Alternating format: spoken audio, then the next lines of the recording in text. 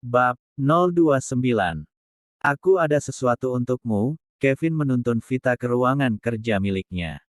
Di sana terdapat beberapa aksesoris dari daerah, mungkin oleh-oleh dari kepala suku, siapa yang mau. Maksudmu barang-barang ini, Mas? Bukan sayang, tapi kalau kamu mau ambillah. Tidak, Mas. Aku tidak biasa memakai aksesoris seperti ini. Ini untukmu, sayang. London. Vita membelalakkan matanya. Dan negara lainnya, sayang. Kita akan keliling dunia untuk berbulan madu. Tiketnya hanya 2, bagaimana dengan Evin? Evin tentu akan tinggal di sini, bukankah sekarang sudah aman baginya? Lagian aku ingin pergi berdua saja bersamamu, sayang. Kevin merangkul tubuh Vita dan Vita membalas pelukannya. Kevin mengangkat tubuh Vita ke dalam kamarnya.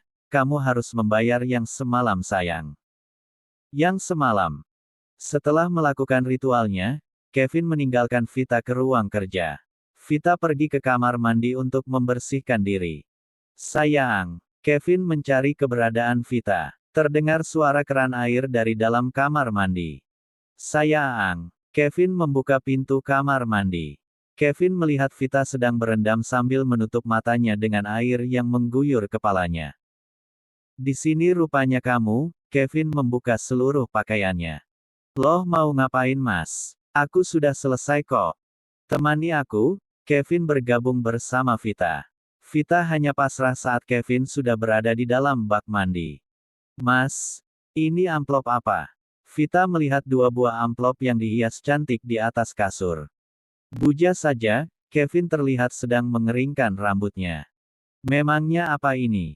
Vita membukanya dan begitu terkejut saat melihat tiket untuk honeymoon. Mas, jadi, iya sayang, kita akan melakukan bulan madu yang tertunda. Maafkan aku ya karena terlalu sibuk dengan pekerjaan sehingga melupakan kepentingan kita. Tidak, Mas, aku tidak masalah. Malah ini benar-benar membuatku sangat terharu. Terima kasih. Vita memeluk Kevin. Apa kamu senang? Tentu, Mas. Aku senang sekali. Oh iya, kapan tiket ini? Vita membelalakkan matanya. Malam ini. Iya sayang, malam ini kita akan berangkat. Lalu Evin, aku belum mempersiapkan semuanya, Mas. Aku yang menyiapkannya. Semua sudah siap. Benarkah? Kapan? Semalam. Semalam. Jangan bilang semalam kamu tidak tidur. Apa kamu pikir aku bisa tidur saat istriku ini marah kepadaku? Vita memeluk Kevin kembali dan menangis di pundaknya. Maafkan aku, Mas. Maafkan aku. Aku cemburu, dan aku tidak tahu kalau itu menyiksamu. Maafkan aku, Mas. Kevin menenangkan Vita. Aku memaafkanmu, sayang, dan aku ingin kamu tidak meragukan cintaku padamu. Iya, Mas. Aku janji. Aku tidak akan melakukan itu lagi.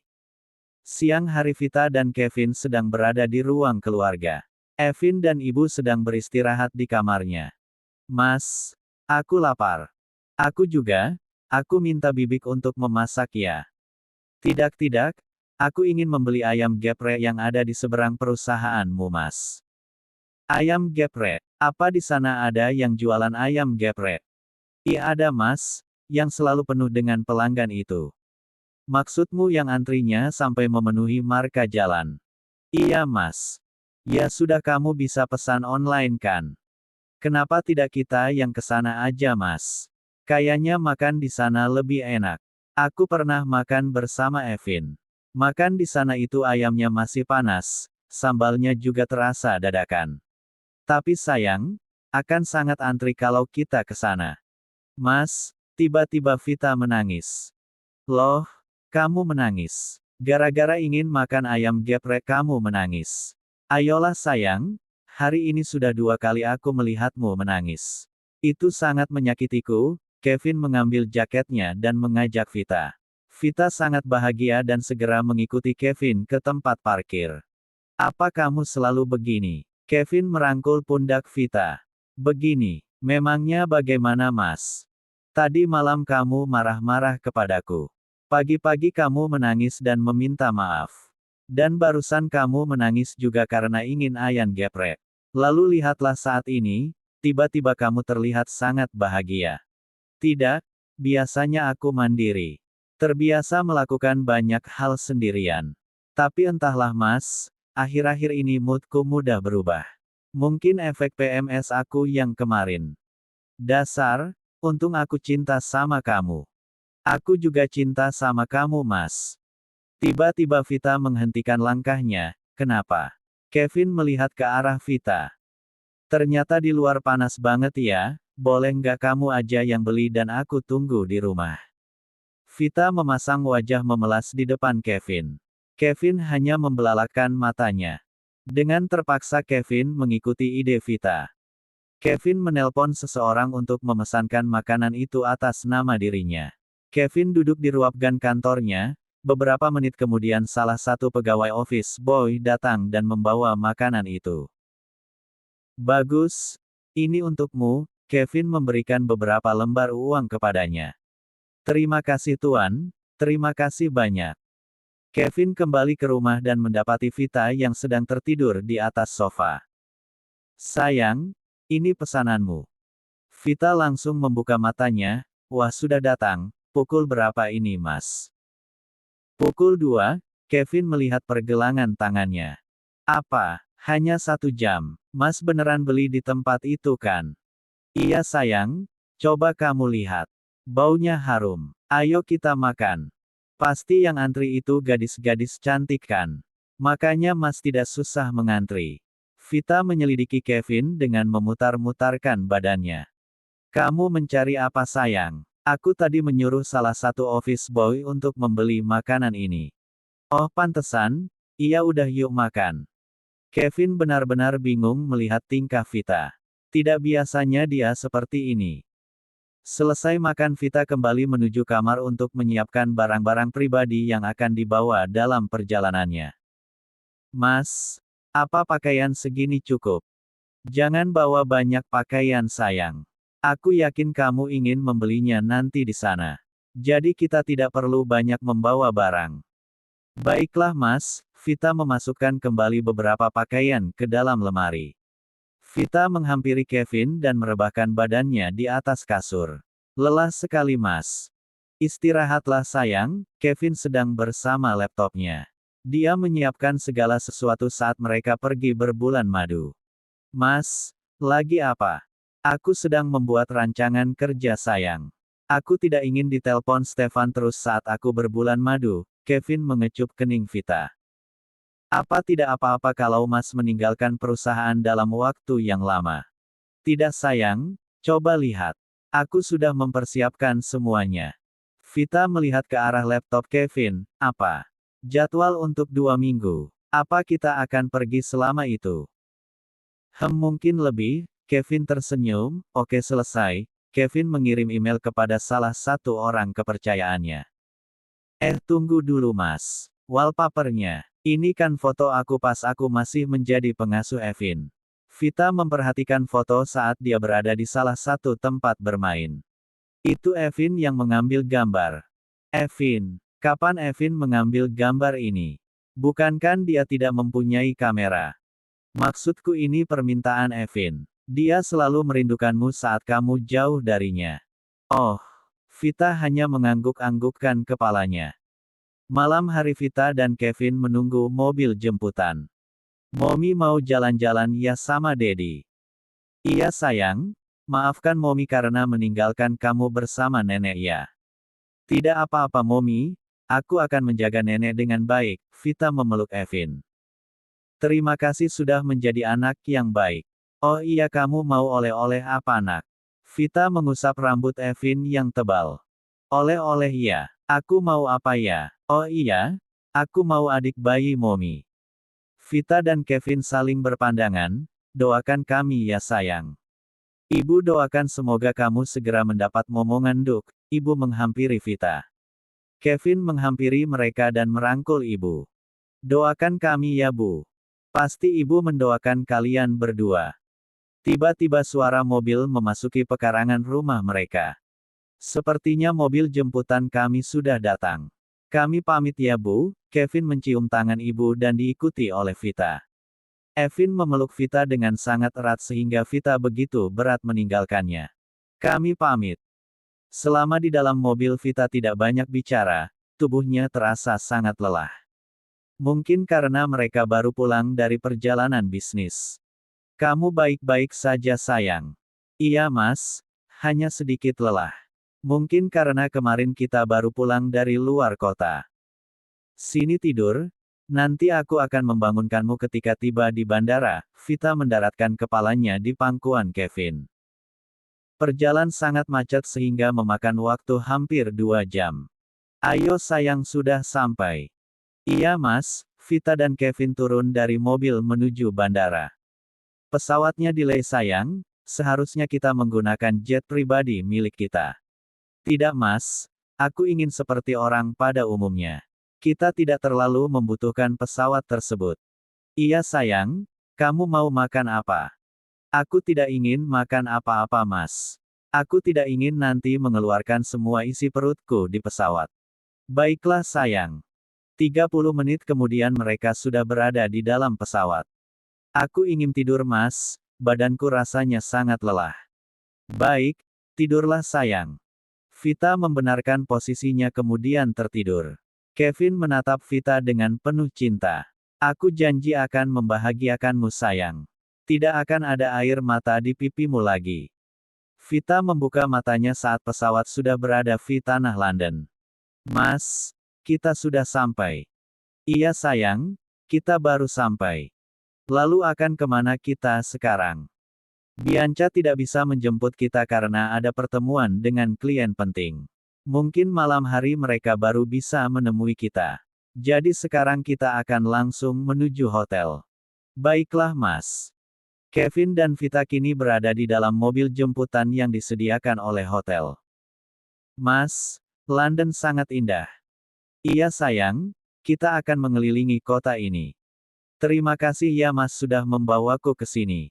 Iya sayang, Kevin mengecup kening Vita. Sesampainya di hotel, Kevin dan Vita mendapatkan pelayanan khusus. Mereka menginap di kamar paling mewah di hotel ini. Bagaimana sayang? Kamu suka? Suka sekali mas. Kita seperti berada di atas awan. Vita melihat ke arah jendela. Dia bisa melihat seluruh kota London dari balik jendela. Ziani mendekati dan memeluk tubuh Vita. Ini adalah hari pertama Kla masuk sekolah. Setelah mempunyai anak kembar, Fiana begitu sibuk sehingga memutuskan untuk menyekolahkan Kla. Maafkan Momi ya sayang karena menyekolahkanmu di usia yang sangat dini. Aku sudah besar Momi, lihatlah tubuhku hampir sebesar Momi. Kla berdiri di pangkuan Fiana. Fiana begitu senang melihat keaktifan anaknya. Sudah siap Princess. Kendra menghampiri Kla yang sedang bersama Fiana.